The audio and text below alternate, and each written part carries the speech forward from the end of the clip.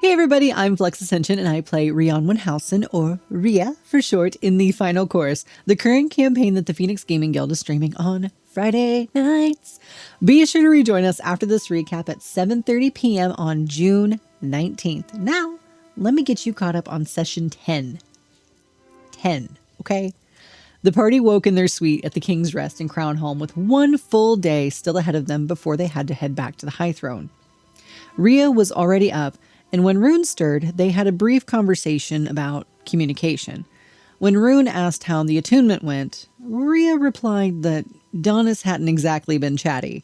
She wasn't attuned, but she wasn't dead either, and that would have to do for now.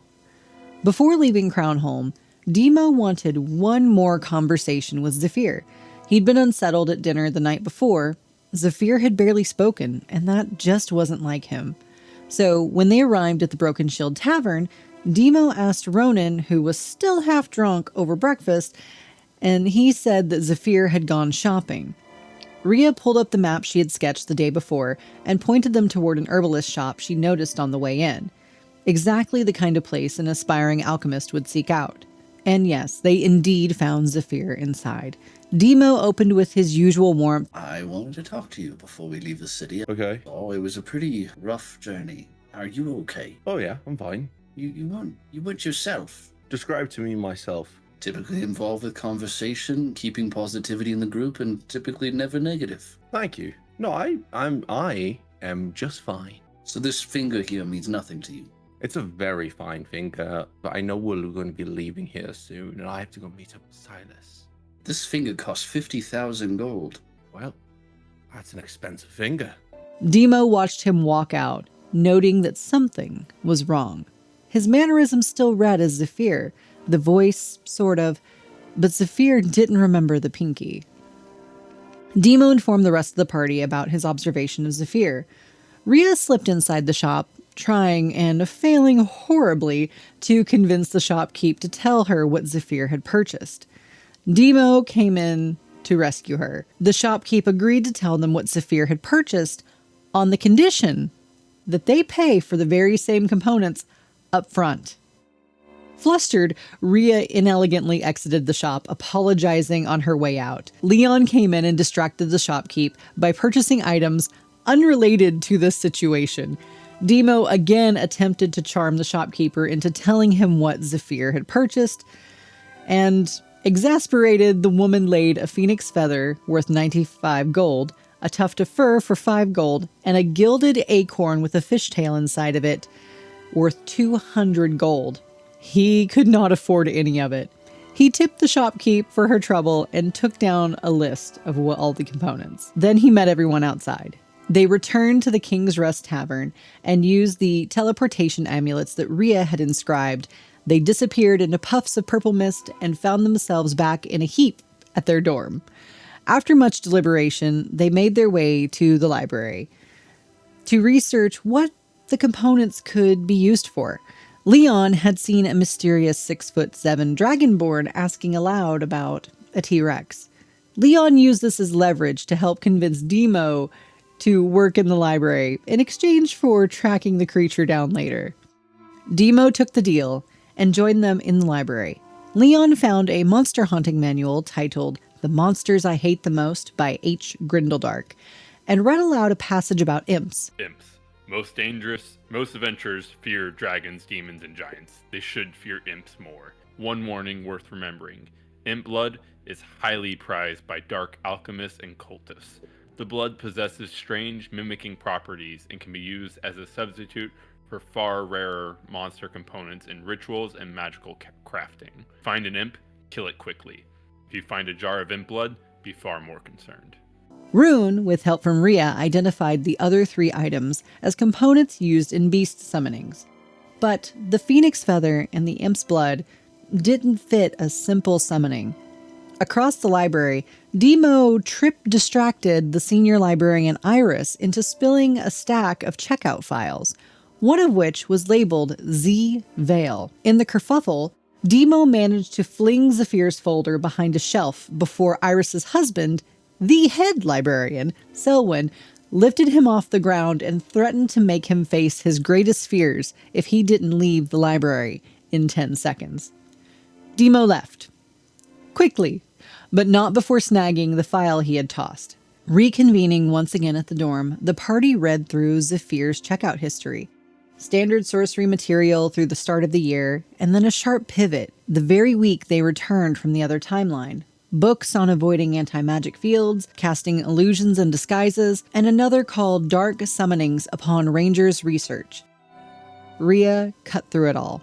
Somehow Zephyr had changed. Regardless of the how, they needed to figure out what he was planning and stop him. They split up. Rhea, Leon, and Demo went to find the alchemy and wizard professor Byron Dalmore, and Rhea used a story that she was concerned about another student and laid out the components as a hypothetical. Dalmore confirmed that the first 3 items fit a beast summoning. However, the imp's blood, if you add another component called a black pearl, then you have everything needed to make a specific battle song, one created by an old professor. This battle song could open a rift between 2 timelines. Dalmore pressed Rhea for the name of the student. Demo came in and saved her again and tried some other hypotheticals and outright lies, and Dalmore didn't bite. She told them to report it to Derek or any admin, and then she excused herself from the situation. Rune, meanwhile, spent his time in the library learning that the restricted section behind the librarian's desk housed books on crafting battle songs, research on power songs, and then another book titled The Archblade's Journal. While Iris went to consult with Selwyn about Rune's questions, Rune glanced through the shelves and spotted Ronan of the Crown Jewels. As she walks off, you hear Prestidigitation. Russ. Digitation. Nope, that didn't work. I'm gonna subtly cast a prestidigitation spell. I'm gonna try to time it from when he is doing the somatic element of it. Prestidigitation. Good. Yes. Okay, next spell. Fireball.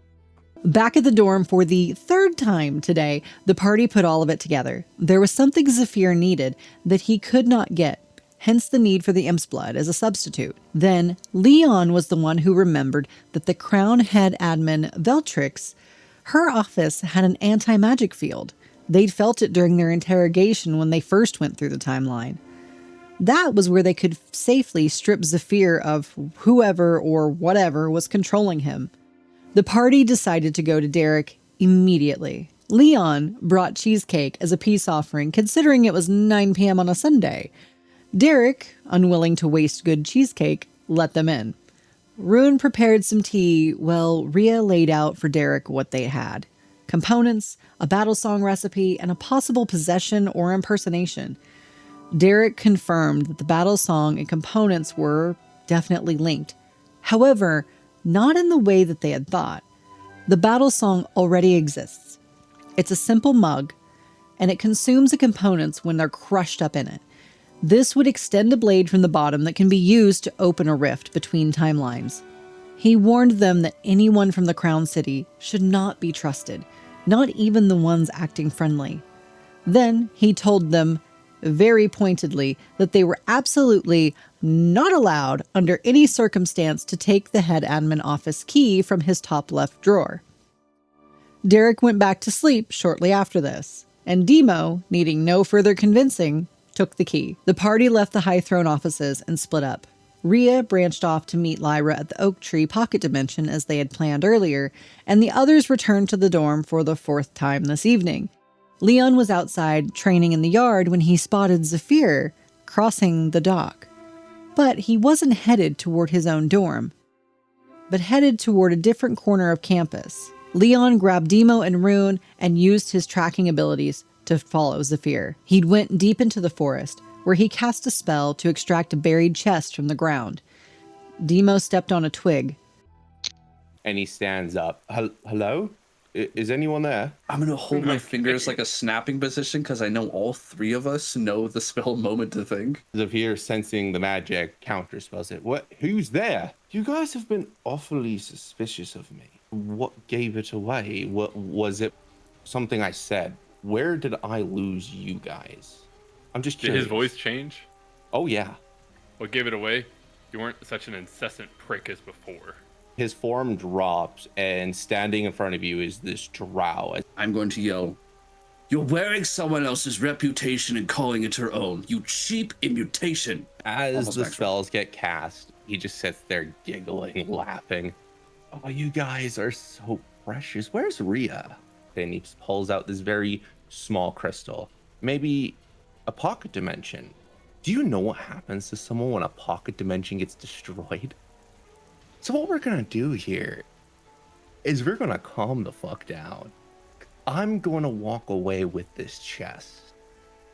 Now we can fight another day.